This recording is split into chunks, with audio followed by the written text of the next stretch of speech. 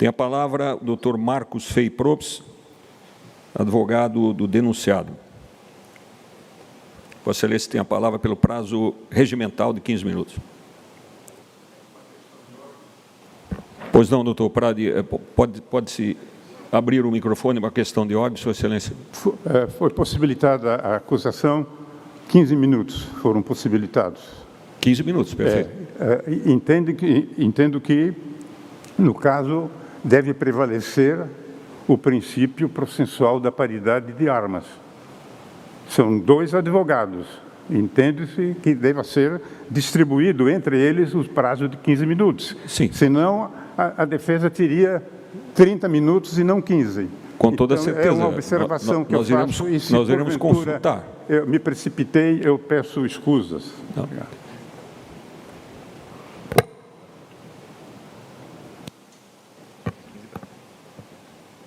Doutor Prade, só lembrando, Vossa Excelência, nós temos 2 denunciados, né? Então, tem um advogado para cada denunciado. São 15 minutos para um e 15 minutos para outro, de acordo com o regimento. Doutor Marcos, Vossa Excelência tem a palavra para a sua defesa no prazo regimental.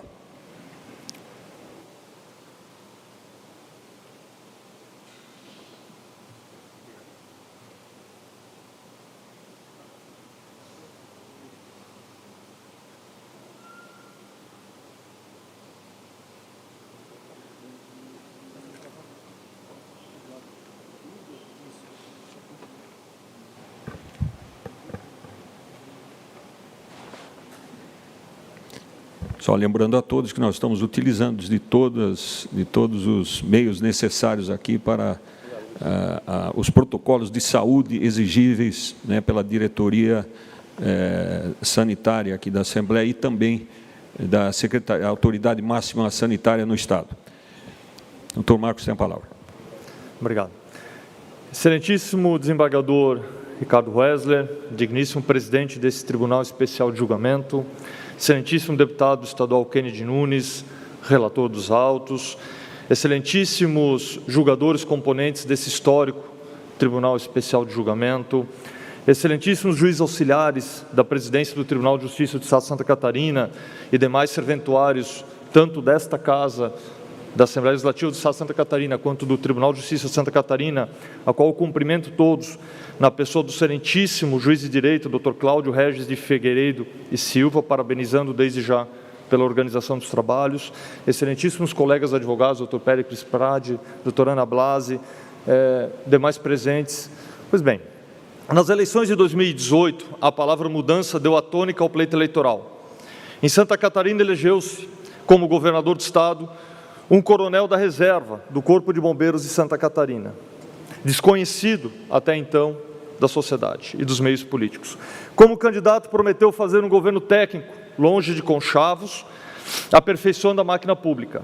Ganhou as eleições com 71% dos votos válidos, junto com Daniela Rainer. Tomou posse, extinguiu cargos em comissão, reviu contratos administrativos e diminuiu o custeio da máquina pública.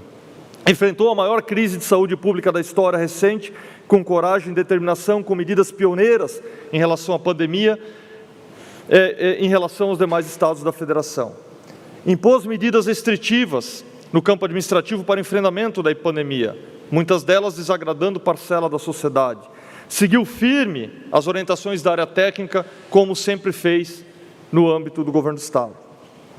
Priorizou o cuidar das pessoas em detrimento da sua popularidade. Preferiu otimizar a máquina pública a formar uma ampla e sólida base junto ao Parlamento Estadual. Paga um preço muito alto por isto, nobres julgadores.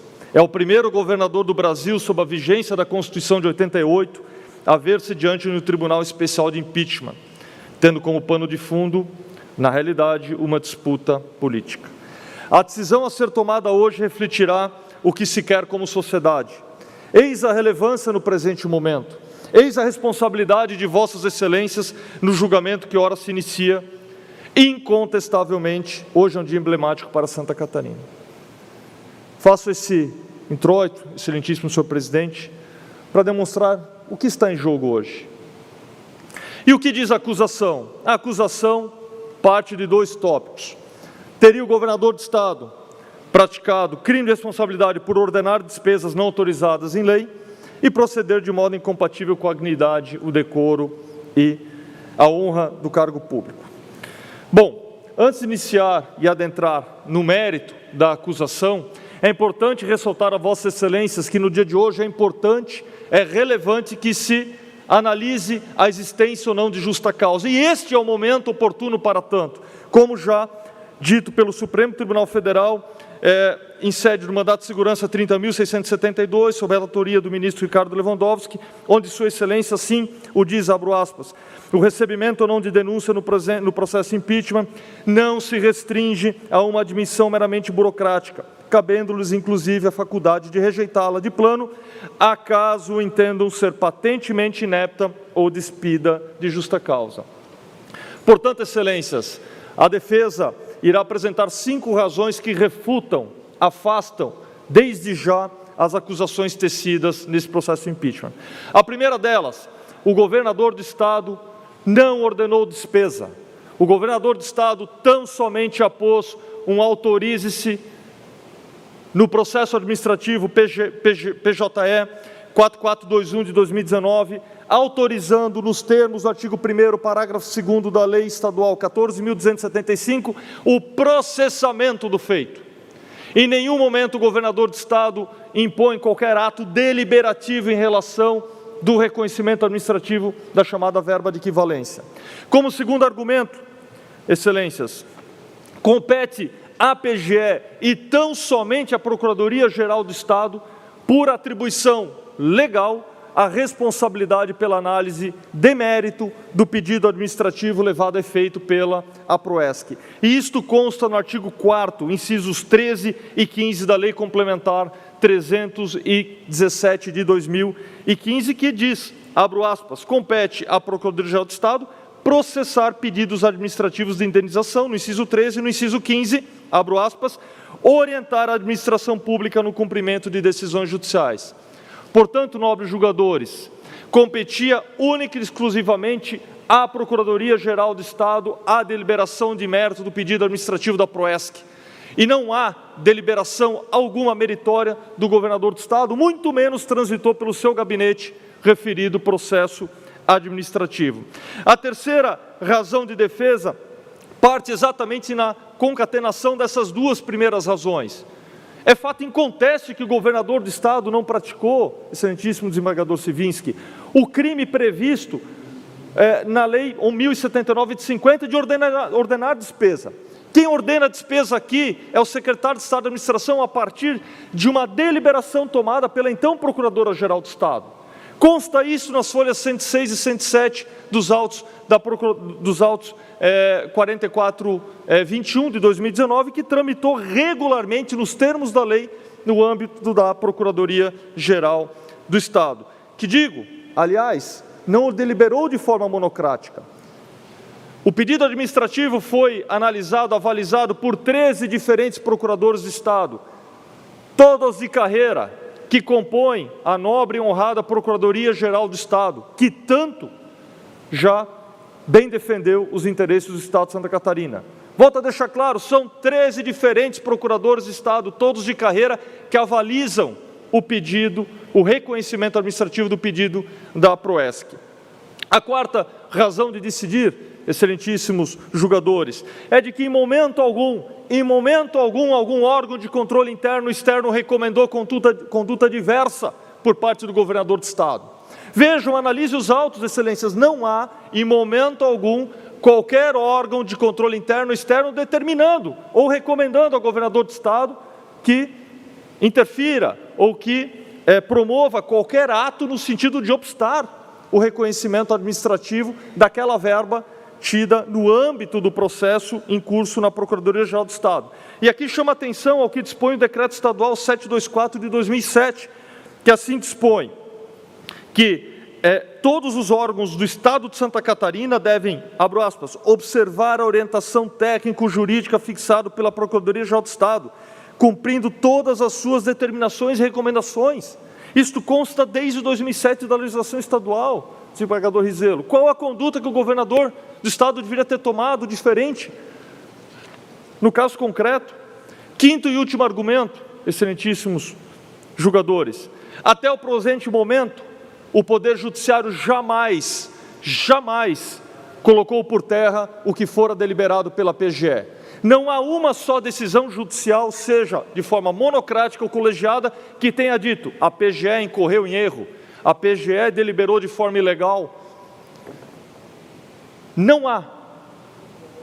E muito menos o desembargador Pedro Manuel Abreu falou no mandato de segurança como tenta levar em erro a acusação perante vossas excelências. E são várias as oportunidades nos autos que constam, inclusive situações em que é muito verossímil o pleito da Procuradoria-Geral do Estado. Eu não teria o tempo necessário para discorrer, mas poderíamos citar o parecer do Procurador de Contas, doutor Adenson Flores, no âmbito do Tribunal de Contas, que se mostra contrário à cautelar, então concedida pelo Tribunal de Contas, excelentíssimo senhor presidente. O que diz sua excelência, o doutor Adenson Flores, Procurador de Contas junto ao Tribunal de Contas, que se trata, abre aspas, de uma problemática jurídica de fundo complexa, e ele se manifesta contrário a cautelar justamente porque, abro aspas, para se evitar a tomada de decisões precipitadas, reconhecendo tratar-se de uma situação extremamente controvertida. Cito também a posição do Dr. Cídio Luiz Ribeiro Schmitz, competente promotor de justiça da 12ª Promotoria da Capital, que arquiva de plano representação sobre os mesmos fatos, sobre o mesmo acusador, em relação a vice-governador, ao então secretário de administração e a então procuradora-geral do Estado, a doutora Célia, demonstrando não só a inexistência de ilegalidade, mas também manifestando-se de forma expressa, no sentido de corroborar as razões deliberadas pela Procuradoria-Geral do Estado no processo 4421 de 2019. Não há como ressaltar as robustas razões expostas pelo Dr. Fernando da Silva Comim, quando, em autos de notícia de fato, volta a chamar a atenção, com o mesmo núcleo acusatório, tendo o mesmo acusador, analisou o que vossas excelências analisarão hoje, e de forma muito clara, num robusto despacho de indeferimento, abro aspas, se manifesta: não há omissão juridicamente relevante ao presente caso, e nem sequer instaura inquérito civil por entender de que é clara a ausência de ato ilegal praticado pelo denunciado, pelo representado. Assim como no âmbito do Tribunal de Contas, em momento algum, há qualquer processo investigativo arrolando o senhor governador do Estado em relação ao pagamento da verba de equivalência. Aqui faço um adendo para ressaltar, e cumprimentando o doutor Péricles Prade pela sustentação oral, mas se percebe da tribuna que sua excelência, o advogado, quer imputar ao governador do Estado crime de hermenêutica. O que nós temos aqui é crime de hermenêutica.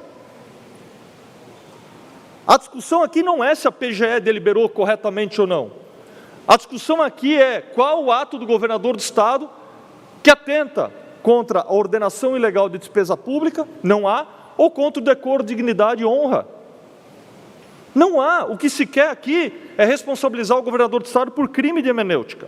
E isso é muito bem posto pelo contundente parecer elaborado pelo ministro aposentado Antônio César Peluso, que toma a liberdade de ler um trecho, abro aspas, o que diz sua excelência, o ex-presidente do Supremo Tribunal Federal: de tudo vem em linha reta a ostensiva inépcia da denúncia, que mareia de falta de justa causa o pedido de impedimento. Aí escusaria notar, em reforço retórico, que nenhum dos atos atribuídos ao governador no relato da denúncia comporta juízo de reprovabilidade jurídica de qualquer espécie, seja a título de responsabilidade, de crime comum, de improbidade administrativa.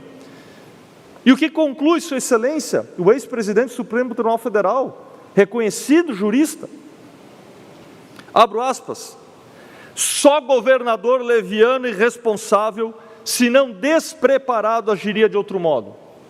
É emblemático essa conclusão do ministro Peluso.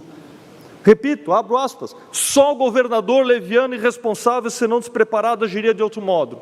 E vai além, e sua excelência, o ministro aposentado Peluso, conclui: se tivesse agido tal como a acusação gostaria que Sua Excelência o Governador do Estado tivesse agido, aí sim teria praticado crime de responsabilidade tipificado no artigo 4º, inciso 8, concubinado com o artigo 12, itens 1 e 4, por atentar-se contra a decisão julgada, contra a respeitabilidade das decisões advindas do Poder Judiciário. Portanto, é claro, com a máxima vênia, nobres julgadores, é clara a inexistência de crime de responsabilidade. É algo que salta aos olhos de que não há imputação, não há materialidade, não há tipicidade no caso concreto a comportar uma decisão pelo prosseguimento do processo impeachment, que tem como efeito colateral, nobres julgadores, e não podemos fechar os olhos a isto, o afastamento. 2 minutos, doutor. Obrigado, senhor presidente. O afastamento do senhor governador do Estado e ou da vice-governadora do Estado. E para encerrar, senhor presidente, o arquivamento do processo, além de medida de justiça, prestigia os valores constitucionais e valoriza aquilo que é tão caro à sociedade brasileira: o direito de escolha dos nossos governantes. O direito de escolha dos nossos governantes. Aqui está-se a lidar com o Estado democrático de direito. Por isso, o arquivamento, senhores julgadores, do processo é medida que se impõe no caso concreto, e é isto que a defesa solicita perante vossas excelências, que no dia de hoje nós possamos arquivar este fatídico processo de impedimento. Meu muito obrigado. Muito obrigado, doutor Marcos Probst, pela sua participação e a sua contribuição ao debate.